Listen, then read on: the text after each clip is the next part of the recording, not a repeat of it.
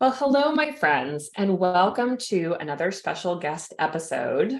Today, I'm thrilled to be joined by my friend, Dr. Tolu Olabintan, who is a fellow family physician and practicing in Mansfield, Texas, where she is the owner, founder, and CEO of Living Spring Family Medical Center, a primary care center where she provides excellent comprehensive family medicine to her patients. Dr. Tolu, welcome so much to the show. I'm excited to talk with you. Thank you so much, Dr. Mel, and I'm so honored to be here. Good to see you too. we go back a little ways now, so the power of Facebook friends. But so I'm curious if you will share a little bit about your story, because as we were sort of talking about the experience of burnout, you weren't really aware of what you were feeling until you went to a talk where they were, sort of explaining the concept of burnout. And I'm curious what it was that you can identify looking back that you were feeling and sort of what shifted for you as you went to this talk. Wow. I'll be honest with you. I've known that I was overworked and tired and fatigued, but I normalized it. Like, okay, you were glutton for punishment. You chose to be a physician, so this was a price I had to pay for it. It was This like a is just continuum. what we do. It is like a continuum of residency. Is just now we better pay, and like is more drawn out. It spreads its tentacles to other areas of your life. So it affects, marriage and raising children and what it means to rest. Like rest, what's that? When you're on vacation, yes, but outside of that, you don't have that. And so the clinic I was working at the time had started a pilot program where they were trying to address burnout. And there was a lecture, and I'm like, yeah, here we go again. Burnout. Let's go hear this. And they had asked that we invite our spouse. And I was like, I could turn to date night, two birds, one stone, another way to manage everything. And so I invited my husband, and he went, and he raised his hand and asked questions. He was like, oh my gosh, so it's not normal. And I was like, oh my God, why would you ask that question? Like, before? He's like, so it's not normal. So you're saying that physicians shouldn't be like, this worked up, right? Because you guys talk about 40 hours, but my wife is working 90 hours between the notes and everything. She carries home, like, that's ridiculous. So you're saying that this is not normal. And so I'm sitting there like, oh, but I'm starting to see that, what they're saying. The doctor who's talking is saying he went through burnout. He left medicine entirely. And his whole focus now was trying to help people balance medicine and not live in the zone of burnout perpetually. When it then took me back to other times in my career where, and I think I shared this with you, I had lost a pregnancy while at work because I thought that was the brave thing to do as a physician. Someone else didn't have to suffer because I was going through, like, I literally bled at work. I was delivering babies, and I was like, that's you. I was a hero. Right. And so I'm such a martyr. I'm just gonna miscarry right here and keep on keeping on. That was foolishness. And I admit it, that was not wise on my part. And I admit that. And I think it was what hit me, one of like this talk took me back there. And I remember when I was in my hospital bed, when I was actually pregnant with my first son, and I was 24 weeks, my water had broken. And I got a letter saying that because I had not worked enough time with the same company, I was not entitled to any kind of pay or coverage. And so my husband said, I remember him telling me then, like, I hope this reminds you, like, when it comes down to it, people put what's first. Your hospital, your clinic didn't put you first. You put them first when you were losing a baby. And so it took me back there again, like, okay, maybe my priorities are not in order. And I really need to shift and move away from this matter, like I'm a hero versus I'm still a human being. I'm still a wife, a mother. And those roles are just as important, actually, no offense, more important. How dare you? That's my family. Oh man, yeah, what a so that was the beginning of something needs to change. Something needs to change. Something needs to change, yes. Yeah. And it's interesting because If you think about any other human in these situations, right? If it was your friend and colleague, right, who was miscarrying or in the hospital, if it was your patient, right, you would have no qualms at all about saying, don't worry about work, like you need this time, take the right, like, your body's telling you to slow down, like, giving them that support. And yet here we are, feeling like, well, I can't be weak and let whatever's happening to I can't take this as a sign that I'm doing too much, because I am somebody who has to keep going, right? Like, this is what I've signed up for, right? We think Yes. that message so deeply, like, I've signed up for a lifetime of hurt and stress and burden to do this job, because that's just what I see. That's what I feel. That's what I experience. That's what I, is kind of like the self-reinforcing Mhm. message. Even though I hope no one said any of those particular things out loud. Yes, they would do things like saying, hey, we're not covering this leave. We're not gonna do that because you haven't sort of met our guidelines. Right. But they didn't say, well, it turns out you need to keep working when you're bleeding. Right. Didn't say Right. quite like that. Oh man. Okay. All right. So you've had these moments, right? These, sometimes we talk about whispers from the universe, but these are like shouting events, right? From the Right. universe saying, this will not work. What did you do with that information? And it might have had to, I know in my experience, I had to be shouted out a number of times before I really did anything. But what was that like for you? Now, I'll be honest with you, I'm still on the journey as far as figuring that out. But one of the things that started to shift is for me to dare to ask for what I needed. And that's not something, if they shifted schedules or said I had to do this, yeah, sure. I'm grateful to have a job. This is good. I mean, I love what I do. Don't get me wrong. I love being a physician. Oh, that It's I know. the admin stuff and all that stuff. I'm like, oh, geez. But one of the things that started was the pilot program where they would actually have two medical assistants assigned to me.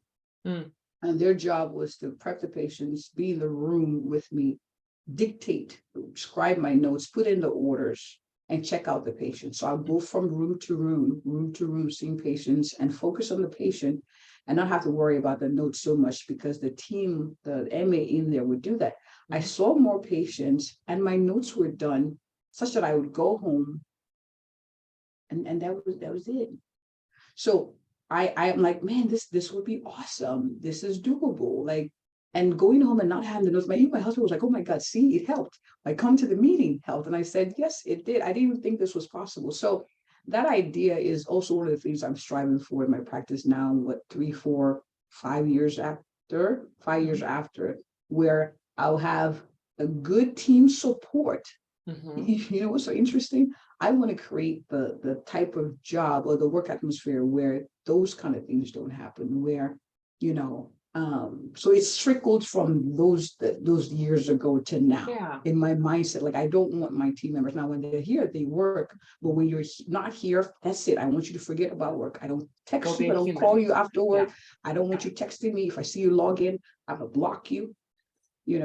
So forcing that balance too. So it started the asking, it started the no, like, no, I can't. I'm not available. That's not what our contract says. And then say no to that.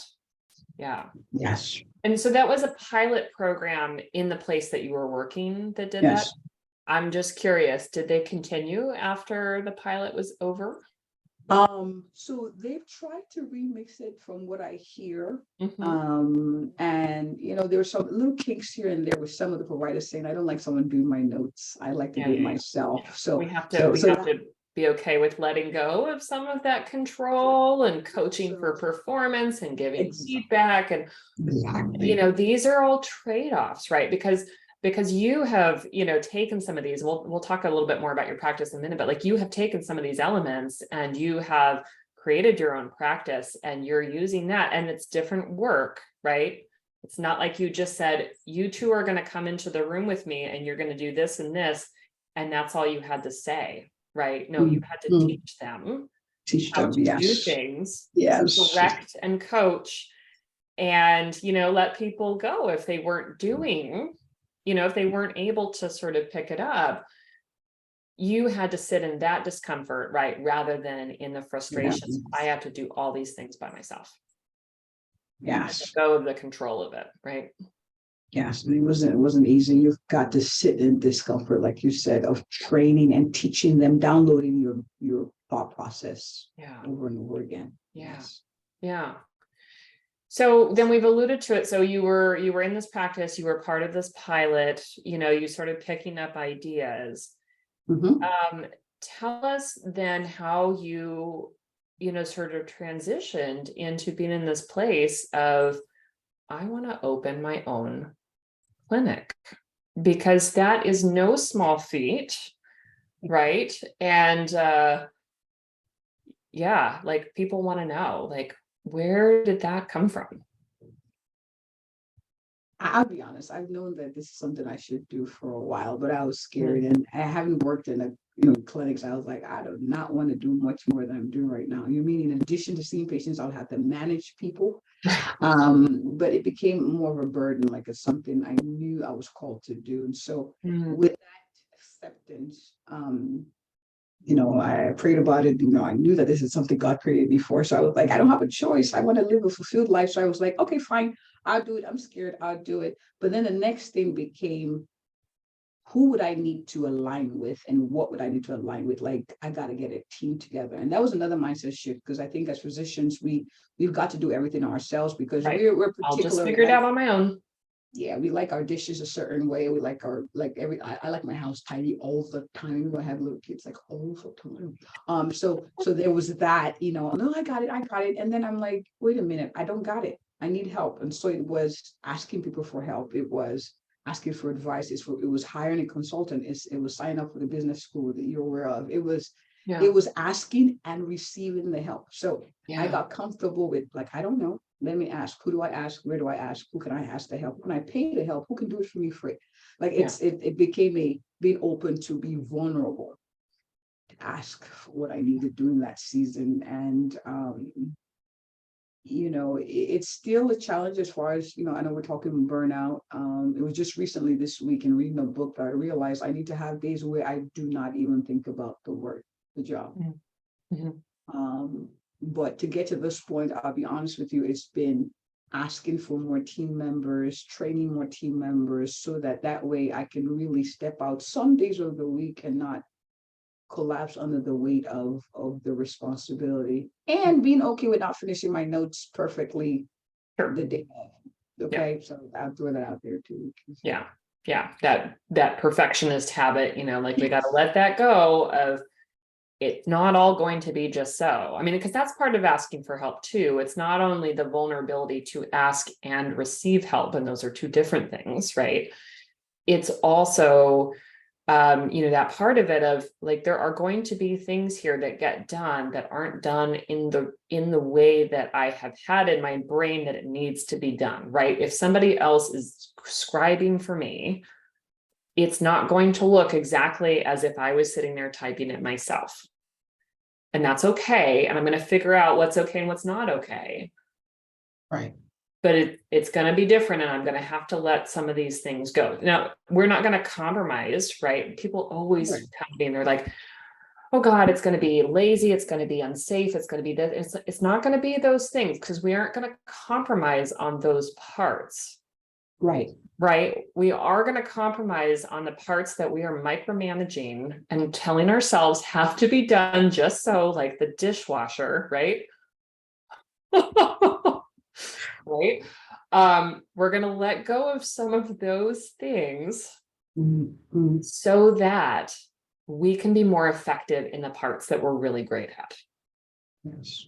Right. I follow you on social media as well. And so I see, all the posts that you do about those deep conversations that you have with patients that sort of break them open and break them out of where they're stuck, mostly around kind of chronic disease stuff, right? Like, Mm. oh, I can't fix my diabetes because I love sugar. And it's like, no, you find a way, right, to crack in there and be like, guess what? That's normal. I love sugar too. Everybody loves sugar. How can we do this better for you so that it's not harming you, right? Like, you've got a special sauce there. And we want you to use your genius, but we don't want to waste all of that on the notes. Thank you. Thank you. That is it. That is it. Yeah. That is it. Yeah. Yeah. So, so you knew it was in you. Like, I need to open my own place, right? And you maybe didn't always want to hear that, right? Because that's hard, right? That's a different challenge than what we've Yes. faced. And I think, we've dealt with so much challenge to get to the places that we are in medicine that we're like, God, I don't want to learn anything more. I don't want to learn business skills or managing people or any of those things. But you did, right? You did jump in and learn that thing, and talk a little bit about this concept of kind of, asking for help, but also choosing to invest in yourself and your success. Because that, I think we haven't really talked a lot about on this show. And I think that's another area where women especially get a little hung up of, oh, I can't pay money for help.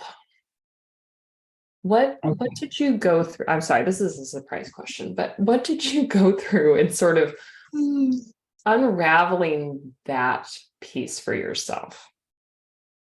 I'll start with this first. Anyone you're watching or admiring who has no failure stories or no one they're looking up to, you run away from that. They're not someone you should be watching, because that is not real, that is not sustainable, and that's no.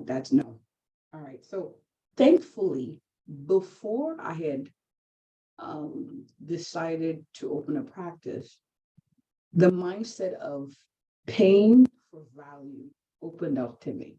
Yeah. Because before, I get the free stuff, the free, because I'll read this book, I'll listen to this this. book, It'll be I good would enough. I would study by myself.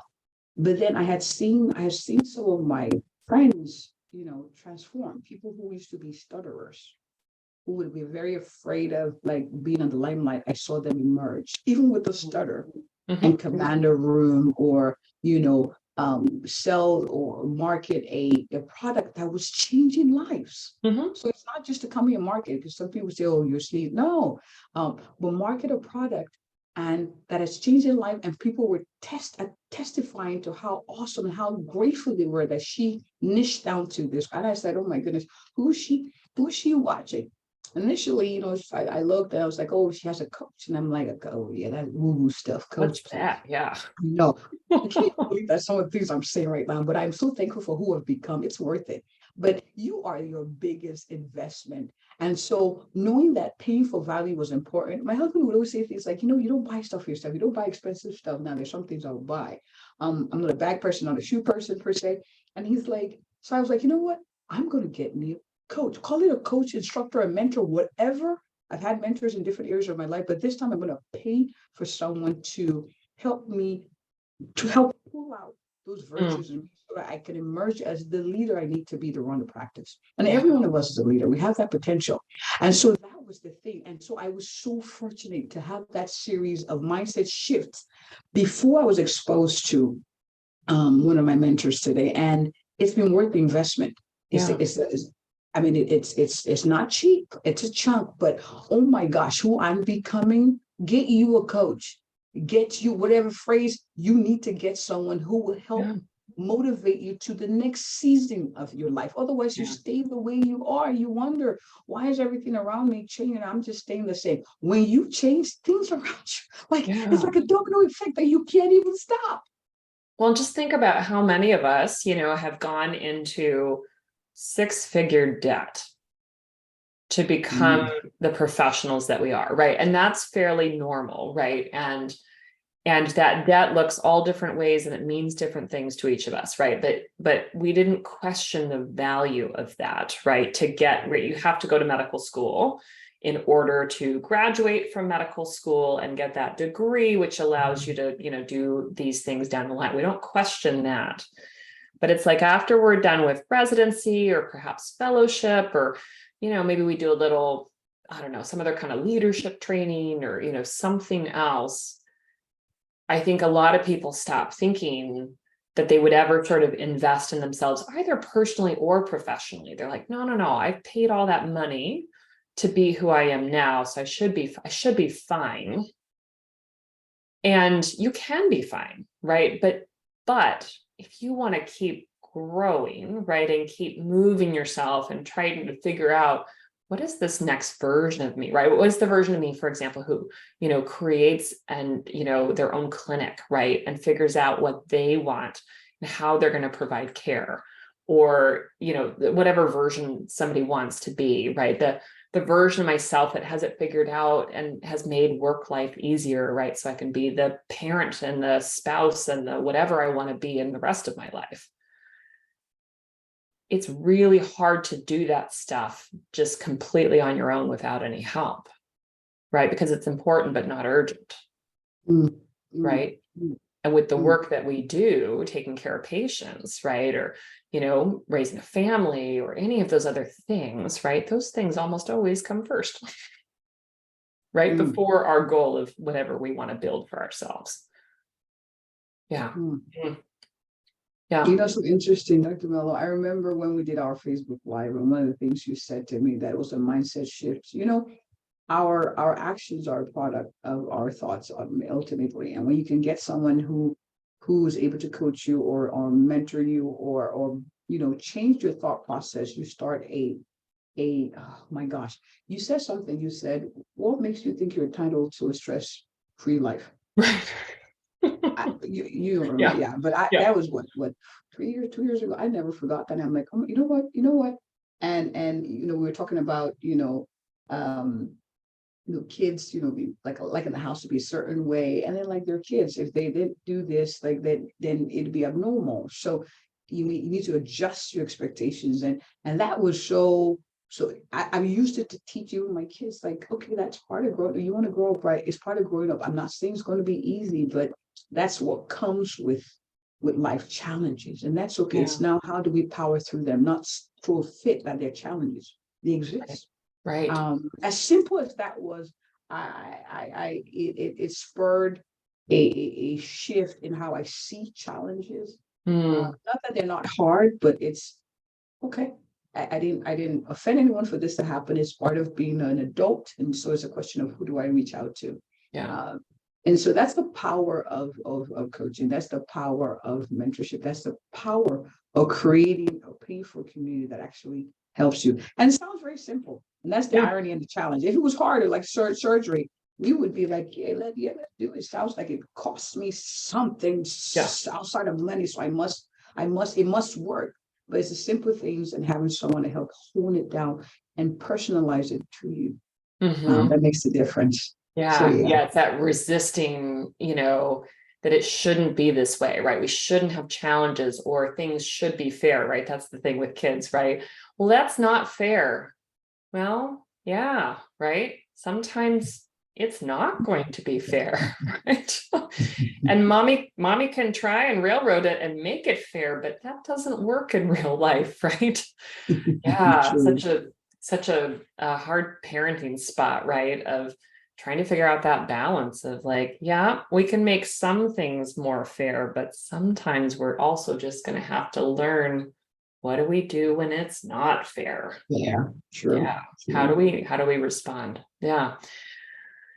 Yeah. And so tell me a little bit about, the place that you're in now, and you said very freely, and I share very freely as well, like, we are not done on our journeys of figuring out burnout or any other challenges, right, that are in our life. We haven't found a magic solution, right? But we are consciously working on it all the time, right? Trying to figure out how to navigate these parts of our life. I'm wondering, what have been some of the biggest lessons for you in terms of running your own clinic and sort of learning how to manage yourself and, any elements of burnout that, sort of come back to you from what you've experienced before, because we can overwork ourselves anywhere. We can overwork and over perfect, whether we're the boss of us or whether we work for someone else. So I'm curious to know lessons, that you've learned in having your practice now for 2 years, I think. Yes. Yes. I would say this, I was jotting down as you were asking the question. Number one, I would say is it takes a team. I have understood now that to increase in capacity or to make the most impact, I need a team. End of story. There's no maybe sometime. No, I need a team on the home front, on the work front. And so paying for those things, yes, would hurt, will bite, but they're necessary. Yeah. So team. I'm always thinking team, and I'm still trying to grow the team. Yeah. Number two is delegate, and delegate the outcome, not the method. All right, this one is like same thing with scribing, like, no, it has to be like a comma and this, this and this. I'm like, okay, what's the outcome? Can you tell the story from the S to the O to the A to the P? Did you document it well? If someone were to read it, because the patients get a summary of the plan, right? So it's like, would the patient understand it? And also, if I send it to a consultant, would they be able to understand my flow, my thought or reasoning? Yeah. So that's the outcome I'm looking for. Your how, if you want to bullet point it, if you want to 1, 2, 3 it, if you want to template it, like as long as it's communicated. So that's something I'm still working on, because delegation is very, very important. So don't get too micromanaging with the how, as long as it's legal. It's the outcome. Then number 3, and this one I just recently started, like I shared with you earlier, pre-recording, off work days are very, very, very important. You have to and that's also tied to rest. If people would be nicer, would be less cranky, less anxious, less depressed, more focused if they rested more. And so now I have prioritized my sleep such that TV is not really it for me anymore. There's some events I have to say no to. There are some conversations I can't have after a certain time, so my phone goes on do not disturb. So it's those, because I've prioritized rest. There's some things that have naturally kind of fallen off my plate. You've got to prioritize rest. When you're rested, like I can tell the difference when I sleep and when I don't. And as I quote this Dr. Una, progress over perfection. I would love to have everything perfect, but it doesn't exist, and it can cage you and keep you enslaved in a world that does not even exist. Right. And so progress. Good enough version now. Yes. Yeah. That's it. Yeah. So all these things help with relieving burnout. And they do. At least for me. Yeah, and I want to go back to your third point there about the sleep and the rest. I'm reading this book called The Lazy Genius Way, and she has a podcast as well called The Lazy Genius. And one of the things she says is, when you've decided that something's important to you, right? It's something you really want to prioritize, like you have to make it matter, right? So you've made sleep and rest matter in your life. And naturally, that's let some other things kind of fall by the wayside, right? That don't fit. You didn't maybe actively decide, like, I'm going to let those things go. But in prioritizing sleep and rest and moving that to the forefront, right? Those things have naturally sort of fallen away, right? Because sometimes we do need to decide, like, I'm not doing that anymore. One of our classmates, who will remain nameless, decided, for example, she's not doing laundry anymore. And she told me the story that she just stopped doing laundry. And her husband wasn't going to be working for the summer, and just was like, what's up with the laundry? There's all these dirty clothes. And she said, oh, I've just decided I'm not doing laundry anymore. So either you're going to do it or we're going to hire somebody to clean the laundry. Otherwise, there's not going to be any clean clothes. So that is something that can happen, right? We make a decision, I'm not doing that anymore. But sometimes we move something that's important to us up the priority list. and naturally other things go down. It's kind of the opposite of Good word. when we're saying yes to something, we're saying no to something else. Something else. Yes, yes. Yes. Yeah, And and that's it's often okay. rest, right? It's often adding one more thing to our busy plates. Yeah. Yeah. Good. I'm so glad you shared that. Somebody who's out there, is listening to your story, and they've also had this idea that they really should do their own thing, that they really have that inside them. They're called to do it, right? They're called to open their own practice, or, whatever it might be, if it's not a medical clinic, and they have been not listening to that voice, right? That calling. And maybe feeling really burned out, and maybe feeling like, oh, I could never do that. What do you want that person who's listening to us right now? What do you want them to know? I feel you. I've been there. But I want to encourage you that it is possible to see your dream come to fruition. It's going to take a team, like I said before. It's going to take a stretching on your part. But in the end, you can live the life that you want. And that's a time where you control a life. You control your time, your resources, and the people you even hang around with. My biggest tip would be see people do the things you envision doing. Or sound cut out there. Can you say that again? So see the people kind of look at the people who you see doing the things that you are considering doing, and ask them. That's what I did. Yeah. Talk to them. Now 2 years after is easier to talk about. Yeah, we have a team, this, blah, blah, blah. But there were days I fell on the floor crying, like, what the heck was I thinking? But then I got in the community. I sat in a safe room, and I was vulnerable, and I learned the things. I was given tips through every season of the journey. Yeah. Okay, so get you a community, get a coach, get someone who can mentor you through the process. Yeah. It is possible. Yeah. It is possible. Yeah. Yeah. And that community piece of really being with people who also are trying to do something big, right? Who are also, trying to make a change of some kind. Right. Or have made a change, right? There's different people in, different sort of phases, because, as you well know, right, being in those spaces with other people who are envisioning and dreaming big makes a huge difference compared to sort of sitting in the soup that we know. Yes. Yeah. Right. Yeah. Awesome.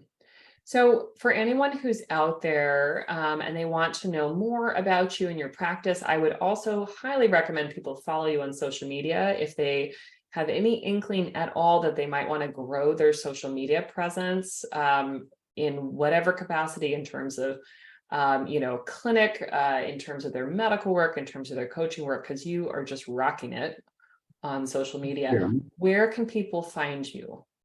So I'm on Instagram at dr_Olabintan. That's OLABINTAN. And on YouTube, you can Google Living Spring Medicals. I can't remember the handle name right now. I'll put that in the show notes. So that, yes, she also has an excellent YouTube channel, and you bring on different physicians mostly, I think. Yes. Talking about a range of medical topics, great patient information, as well as information for their physicians, right? Yes. Yeah. Thank you, everyone. So please go follow her. I think she's a great resource also to send patients to have them have access to high quality medical information and conversations between physicians that really help to advance health. It's not a lecture, right? It's not a lecture about, well, this is your diabetes. It's two physicians sitting talking about how they take care of patients and what they want people to know about their health and everything.